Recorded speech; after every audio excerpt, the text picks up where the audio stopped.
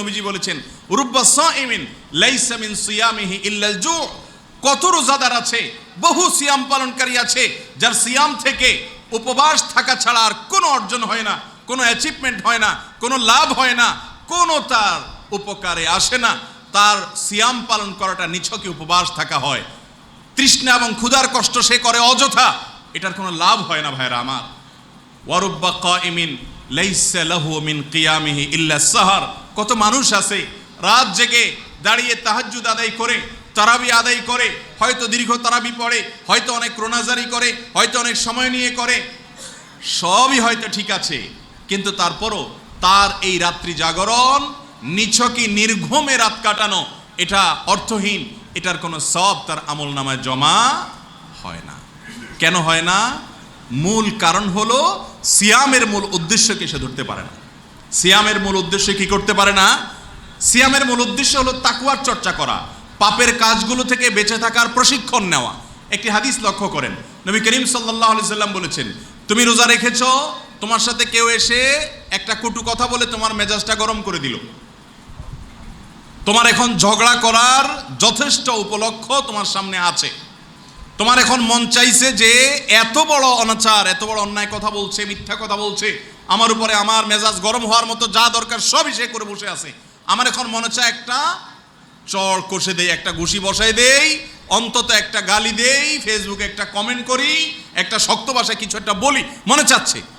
কিন্তু তুমি লোকটা রোজাদার, তুমি তখন কি করবা? নবী করিম সাল্লাল্লাহু আলাইহি সাল্লাম বলেছেন, রোজাদার ব্যক্তির সাথে কেউ যদি ঝগড়া করে, কেউ যদি অন্যায় আচরণ করে, কেউ যদি তার প্রতি তাকে গালি দেয়, তাকে কষ্ট দেয়, সে জবাবে বলবে ফালিয়াকুল ইন্নী সায়েম। সে জবাবে বলবে, ভাই তুমি বেঁচে গেলে, তুমি বড় কপালালা মানুষ, এতগুলা গালি দিলা, এতগুলা অন্যায় করলা, আমার প্রতি অবিচার করলা, আমি তোমাকে এখন পিষে ফেলতে পারতাম, বাট আমি রোজাদার। আমি কি? রোজাদার। দেখেন, এই যে একটা ব্যাপার, আপনি ঝগড়াঝাটি করার যথেষ্ট উপলক্ষ আছে, অন্যায় করেছে, অন্যায়ের বিপরীতে আপনি তাকে সমুচিত জবাব দিতে পারেন ন্যায়সঙ্গতভাবে। তারপরও নবী সাল্লাল্লাহু আলাইহি সাল্লাম বলছেন, না, তুমি রোজাদার, তোমার সাথে কেউ ঝগড়া করছে, তুমি বলো ইন্নী সায়েম, ভাই আমার দুর্বলতা হলো আমি রোজাদার, আমি তোমার কথার জবাবটা দিতে পারছি না। এই যে প্রশিক্ষণ, দেখেন, মানে রমাদানের পরেও এরকম পরিস্থিতি আপনার সামনে আসবে। যখন আসবে, নিজেকে কিভাবে নিয়ন্ত্রণ করবেন, মাস জুড়ে তার এক্সারসাইজ করবেন, মাস জুড়ে তার ট্রেনিং করবেন, যাতে রমাদানের পরেও কেউ আপনাকে অন্যায় কথা বললেও মুস্কি হেসে দিয়ে সেখান থেকে নিজেকে সরিয়ে নিয়ে যেতে পারেন। ট্রেনিং নেবেন। কথা কি বুঝতে পারছি ভাইরা আমার? আমরা কয়জন মানুষ রোজা রেখে ট্রেনিং নিয়ে রমজান পরবর্তী জীবনে ভালো মানুষ হওয়া তো পরের কথা, রমাদানে সিয়াম পালন করে হারাম কাজ ছেড়ে থাকতে পারি কয়জন মানুষ? একদিকে সিয়াম পালন করছি, অপরদিকে বিভিন্ন অপরাধ কর্ম করছি, বিভিন্ন হারাম কাজ করছি, আছে না নাই? নবী করিম সাল্লাল্লাহু আলাইহি সাল্লাম বলেছেন বুখারীর হাদিস, মান লাম ইয়াদা কাওলা যুরি ওয়াল আমাল বিহি ওয়াল জাহাল আউল জাহাল। যেই ব্যক্তি মিথ্যা কথা, মিথ্যা কাজ, চিটারি বাটপারি, মানুষকে ধোঁকা দেওয়া, প্রতারণা করা, 2 নম্বরই অসততা, এগুলো যে ব্যক্তি ছাড়লো না, মূর্খতা সুলভ কাজ, অহেতুক কর্ম, এগুলো যে ব্যক্তি ছাড়লো না, অথচ সে রোজাদার, সিয়াম পালনকারী, সিয়াম রেখেও যদি কেউ এগুলো না ছাড়তে পারে, ফালাইসা লিল্লাহি হাজা আইয়াদা তাআমাহু ওয়া শারাবা, এই হতভাগা ব্যক্তির পান এবং আহার বর্জন করায় আল্লাহর কোনো লাভ নাই। তার মানে কি? তার মানে হলো এই ব্যক্তির পান আহার বর্জন করে, তৃষ্ণার্ত থেকে, ক্ষুধার্ত থেকে সারাদিন সিয়াম পালন করে কোনো লাভ নেই। আল্লাহ তাআলার কোনো ঠেকা পড়ে নাই তার সিয়াম পালন করায়, অর্থাৎ আল্লাহ এটা অ্যাকসেপ্ট করবেন না। যদি তার সিয়ামে তাকে মুত্তাকি না বানায়, সিয়াম রেখে সে মিথ্যা কথা বলতে গিয়ে তার মুখ বন্ধ হয়ে যাবে, না আমি তো রোজাদার, আমি তো 2 নম্বরই করতে পারি না, এটা যদি না করে, তাহলে সিয়ামটা কি হয়ে যাবে ভাই? অর্থহীন হয়ে যাবে। আর এই বিষয়টাকে অনুধাবন করার জন্য, বোঝার জন্য সৈয়দ আবুল হাসান আলী আন-নাদবী রাহিমাহুল্লাহ ভারত মহাদেশে অনেক বড় একজন আলেমে দ্বীন ছিলেন। তিনি চমৎকার এবং অসাধারণ একটা উপমা দিয়েছে। উপমাটা আমার এত ভালো লেগেছে যে আমি এটা বিভিন্ন সময় শেয়ার করার চেষ্টা করি। উপমাটা হলো, তিনি বলেছেন আমাদের গোটা জীবনে 2 ধরনের সিয়াম আছে। কয় ধরনের সিয়াম আছে? একটা হলো আয়তনে আকারে ছোট, আরেকটা সিয়াম আছে আয়তনে আকারে সাইজে বড়, ফজিলত মর্যাদার কথা বলছি না, আকারের কথা বলছি। আয়তনে এবং আকারে ছোট সিয়াম হলো রমাদানের সিয়াম, যেটা 12 ঘন্টা 14 ঘন্টা 16 ঘন্টার হয়ে থাকে। আর আয়তনে আকারে বড় যে সিয়ামটা, সেটা হলো আমাদের গোটা জীবনের সিয়াম। ইমানদারের পুরো জীবনটা একটা সিয়াম। রমাদানের সিয়ামটা শুরু হয় শবে সাদিক থেকে, জীবনের সিয়াম, জীবনের রোজাটা শুরু হয় প্রাপ্তবয়স্ক হওয়া থেকে। রমাদানের সিয়াম শেষ হয় সূর্য ডুবে গেলে, জীবনের সিয়াম শেষ হয় জীবনের সূর্য ডুবে গেলে। রমাদানের সিয়াম রেখে অনেক কাজ করা নিষিদ্ধ, জীবনের সিয়ামেও আল্লাহ তাআলা অনেক কিছু নিষিদ্ধ করে রেখেছেন। রমাদানের সিয়াম যদি কেউ ঠিকঠাক মতো পালন করতে পারে, নবী সাল্লাল্লাহু আলাইহি সাল্লাম বলেছেন লিসাইমে ফারহাতান, রোজাদার ব্যক্তির জন্য দুটি আনন্দ আছে ভাই। কটি আনন্দ? দুটি আনন্দ আছে। একটি আনন্দ ফারহাতুন ইনদা ফিতরি, একটি আনন্দ সে পায় হলো ইফতারের সময়। রোজাদার ব্যক্তি একটা আনন্দ পায় কখন? ইফতারের সময়।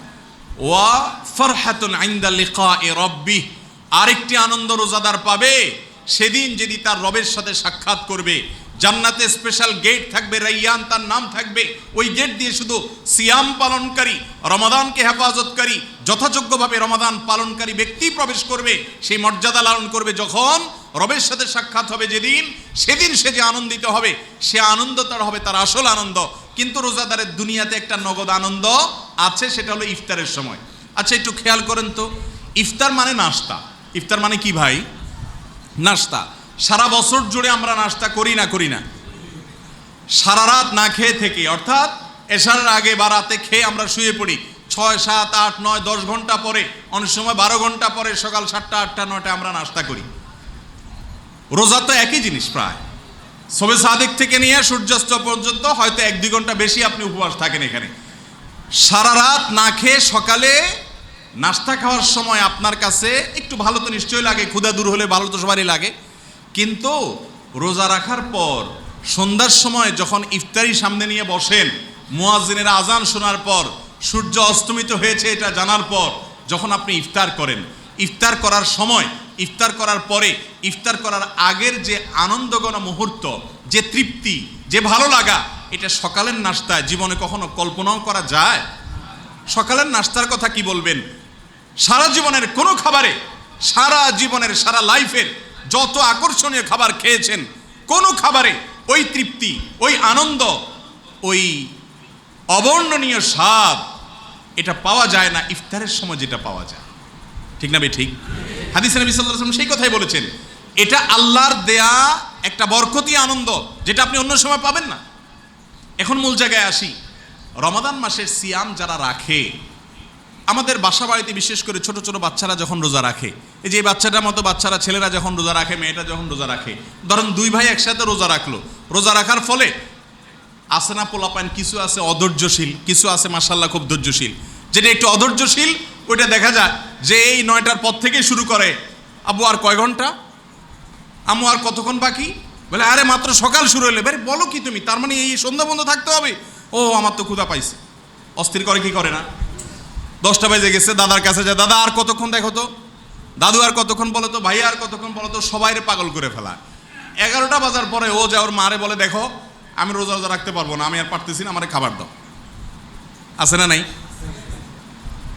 তো যদি সে অস্থির হয়ে যায়, কোনোভাবে রোজা রাখবে না, তার যদি হট মেজাজ হয়ে যাচ্ছে এরকম ভাবচক্কর দেখে, বাপ মা তাড়াতাড়ি দেখে, দরকার না বিশ্বযুদ্ধ, তাড়াতাড়ি করে বলে ঠিক আছে তুই খা, ভাত তরকারি দিয়ে দেয়, সে খেয়ে না, রোজাটা ভেঙে যায়।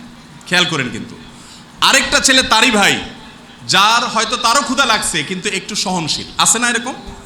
এরকম সহনশীল, যার কারণে সে দেখা যাচ্ছে সে রোজা যত কষ্টই হোক ভাঙবে না। চেহারা আস্তে আস্তে ফ্যাকাশে হয়ে আসতেছে, চোখ দুটো আস্তে আস্তে গর্তে চলে যাচ্ছে, মুখটা শুকিয়ে যাচ্ছে, ক্ষুধায় বোঝা যাচ্ছে যে আস্তে আস্তে দুর্বল হয়ে যাচ্ছে, মগর সে কি করবে না? রোজা ভাঙবে না। দুপুর পার হয়ে বিকাল গড়িয়ে এসেছে, আর চলে না শরীর, ছোট মানুষ পারে না। হয়তো কেউ বলতেছে যে ভেঙে ফেলাও ছোট মানুষ, না আমি রোজা ভাঙবো না, আছে না নাই? এবার 2টার পরিণতিটা আসেন দেখি কি। যেটা সকালে রোজার ভাঙে 10টা বা 11টার দিকে, এর ভাগ্যে কি জোটে বলেন তো? কি খায়? মানে সে যে খাবারটার কোয়ালিটি, মান কি বলেন তো? আমি বলি এটার কোয়ালিটি হলো মুসলমানের ঘরে ভালো খাবারের আয়োজন হয় দুই সময়, এক হলো সাহারির সময়, আর হলো ইফতারের সময় রমজান মাসে, ঠিক না? সাহারিতে মনে করেন মাছ রান্না হলে ভালো ভালো পেটির টুকরা টুকরা যা আছে এগুলো সাহারিতে খাওয়া শেষ। ওই কল্লা লেঞ্জা যেগুলো বাছা টাছা আছে ওইগুলো থাকে, কিন্তু খেয়াল করেন গোস্ত যদি হয় তাহলে ভালো ভালো টুকরাগুলো এগুলো সবগুলো সাহারিতে খেয়ে ঠে টুকটাক যেগুলো হাড্ডি টাড্ডি আছে খাওয়া টাওয়ার মতো না ওইগুলো থাকে, কিন্তু বাসি এবং বাছাই করাগুলো থাকে। কিন্তু যে রোজা রাখতে পারলো না, ধৈর্য কুলাইলো না, ওর কপালে ওই বাসি তরকারি, পান্তা ভাত, বাছাই করা গোস্তের টুকরা হাড্ডি এবং লেঞ্জা এবং মাছের কল্লা এই জাতীয় জিনিসপত্র দিয়ে কোনো রকম খায়া ও তৃষ্ণা ও মিটায়, ঠিক না বে ঠিক? এবার আসেন একটু দেখি, যে রোজাটা কমপ্লিট করলো, সিয়ামটাকে যে কমপ্লিট করলো, শেষ পর্যন্ত নিয়ে যেতে পারলো, কষ্ট হয়েছে কিন্তু সে কষ্ট সহ্য করেছে, সে নিজের সঙ্গে সংগ্রাম করেছে, সে সিয়াম ভাঙে নাই, সিয়ামকে রক্ষা করেছে। আসুন দেখি তো তার ভাগ্যে কি জুটেছে। বিকেল পার হওয়ার পর গ্রাম বাংলার আবহাওয়া যদি বলি একরকম, শহরের আবহাওয়া আরেক রকম। গ্রাম বাংলারটাই বলি। গ্রামে দেখা যায় যে এরকম বাচ্চা যে রোজা রইছে, এখন আসর পার হয়েছে, মা এদিকে ভাজা পোড়া ভাজতেছে, শরবত বাহারি বাহারি শরবতের আইটেম করতেছে, বিভিন্ন পদের নাস্তা তৈরি হচ্ছে, ইফতার তৈরি হচ্ছে, দাদা দাদি মুরব্বীরা বসে গেছেন ইফতার নিয়া। এই বাচ্চাটাকে সবাই ডেকে এনে মাঝখানে বসায়। দাদা বলে আমার পাশে আসো, দাদু বলে না না আমার কাছে আসো। টানাটানি শুরু হয় কিনা দেখেন, টানাটানি শুরু হয়ে গেছে কিন্তু। আচ্ছা, বসানোর পর একেবারে ফ্রেশ ফ্রেশ একেবারে অরেঞ্জ জুস, হ্যাঁ ফ্রেশ দেখে একেবারে আপনার তাজা তাজা ফল কেটে কেটে তার সামনে, আর ভাজা পোড়া আকর্ষণীয় লোভনীয় সব কিছু তার সামনে রাখা হয়েছে। আর একটু পরপর হাত দিয়া দাদা একবার বলে যে ভাই এই তো আর আধা ঘন্টা, আর 30 মিনিট দেখতে দেখতে চলে যাবে, মাশাআল্লাহ মাশাআল্লাহ। তাকে কিন্তু বাবা দিতে থাকে, আর তোমার টেনশন নাই, তো সময় শেষ ইনশাআল্লাহ।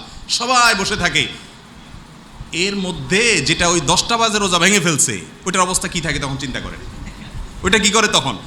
ওইটা আশপাশ দিয়ে গুড়গুড় করে, গুড়গুড় করলে বাপে এক ধমক দেয়, মায়ে একটা ধমক দেয়, তোর এখানে কি, যা ওই যে হাঁস মোরগ ধর, বাজার থেকে দোকান থেকে একটা ইয়া নিয়ে আয়, মোমবাতি নিয়ে আয়, কারেন্ট চলে গেলে কি হবে, ওই বাচ্চাটা বাবুটাকে রাখ, ও ডিস্টার্ব করতেছে, জ্বালাইতেছে, তোর এখানে কি।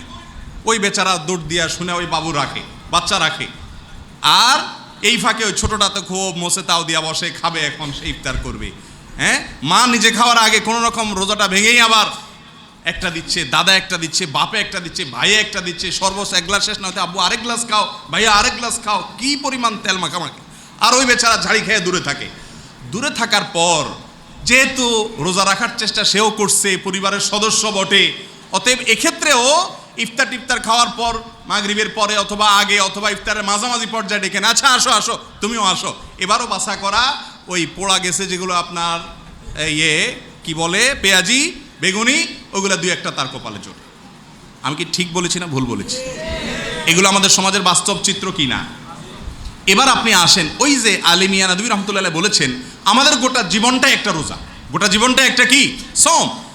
আপনার গোটা জীবনে আল্লাহ তাআলা নিষেধ করেছেন জেনা করা যাবে না, যুবক জেনার কাছেও যাওয়া যাবে না, হারাম এটাকে স্পর্শ করা যাবে না। লোভনীয় অফার আসবে, হারাম উপার্জন করার সুযোগ আসবে, সবাই করবে সমাজের, তুমি করবে না। তুমি বিপরীত চলার চেষ্টা করবে, তুমি সংগ্রাম করবে, জীবনের সিয়াম ভঙ্গ যেন না হয় সেজন্য চেষ্টা করবে, সাধনা করবে। যদি এই জীবনের সিয়াম কেউ রক্ষা করতে না পারে, কিছুদিন দায় রাখছে, এরপরে বলে না সবাইকে কি বলে খোঁচাখুচি করে দুধ চেঁচে ফেললো, ওই যে রোজা ভেঙে ফেলছে, শেষ। জীবনের রোজা ভেঙে ফেললো, কয়দিন একটু ভালো চলাফেরা করছে, এরপরে বলে না এইভাবে চললে কি আর চলে, পরে তবা তিল্লা করে নেবো, একটু উপার্জন করে নিই, পয়সা কড়ি করে নিই, এরপরে মসজিদ মাসা দিয়া টিয়া তবা টবা করে নিব, রোজা ভেঙে ফেললো জীবনের রোজা। ঠিক একইভাবে জীবনের রোজা যারা ভেঙে ফেলে, তাদের জীবনের সূর্য ডুবার পর যখন ইফতারের সময় আসবে, তার আগে দুনিয়াতে যা তারা ভোগ করবে, আর দুনিয়া কুল্লুহা জিফা, দুনিয়াতে যত নিয়ামত আছে এগুলো সবগুলো রোজাদার ফ্যামিলির, মুসলমান ফ্যামিলির বাসায় সকাল 10টা 11টায় রমাদান মাসে যেরকম বাসি খাবার ছাড়া কিছু থাকে না। যে ব্যক্তি জীবনের রোজা ভঙ্গ করে, হারামের হাতছানির পিছনে মোহনীয় হাতছানি দেখে নিজের ইমানকে আমলকে নষ্ট করে, তাকওয়াকে ভেঙে ফেলে, হারাম এর মধ্যে জড়িয়ে পড়ে, আল্লাহর ভয়ে নিজেকে নিয়ন্ত্রণ করতে পারে না, এই ব্যক্তি ওই রোজা ভঙ্গকারী যুবকের মতো, বাচ্চার মতো সেও ভোগ করে, একটু ভালো থাকে, গাড়ি বাড়ি হাঁকায়, পয়সা কড়ি বেশি হয়, কিন্তু সেটা হলো ঝুটার মতো। আসল নির্মল ফ্রেশ নেয়ামত যখন হবে, এ যখন কাছে যাবে ঝাড়ি খেয়ে জাহান্নামে যাবে। আর যদি ঈমান থাকে, পোড়া টোড়ার পর আবার এসে শেষ মুহূর্তে এসে জান্নাত হয়তো সেও পাবে। কিন্তু জীবনের রোজা ভঙ্গ করার ফলে ওই রমজানের সিয়াম ভঙ্গকারী শিশু বা বালক, তার যেরকম অবস্থা, কিশোরের যেরকম অবস্থা, একই অবস্থা তারও হবে। আর এর বিপরীতে যে ব্যক্তি জীবনের সিয়ামকে রক্ষা করতে পেরেছে, তার জীবনের সূর্য ডুবার আগে আগে আল্লাহ কোরআনে বলেছেন যে আল্লাহর তরফ থেকে ফেরেশতারা এসে বলবে, আল্লাহ খাউফুন আলাইহিম ওয়ালা হুম ইয়াহজানুন। ছোট বাচ্চা যেরকম জীবনের রমজানের সিয়াম শেষ হওয়ার আগে, সূর্য ডুবার আগে বাপ মা বলে, বাবা টেনশন নাই, আর অল্প একটু সবর করো, তারা যেরকম অভয় দেয়, জীবনের সূর্য ডুবার আগে জীবনের সিয়াম রক্ষা করতে পেরেছে যে, হারাম থেকে বাঁচতে পেরেছে যে, এই ব্যক্তিকে আল্লাহর ফেরেশতারা সান্ত্বনা দেয়, আর ভয় নাই, আর অপেক্ষা করে, একটু পরেই তোমার নিঃশ্বাস ত্যাগ হয়ে যাবে, আর আল্লাহর সঙ্গে সাক্ষাৎ হবে, জান্নাতের সাথে কানেক্টেড হবে। আল্লাহ তাআলা আমাদেরকে জীবনের সিয়ামকে রক্ষা করার তৌফিক দান করুন।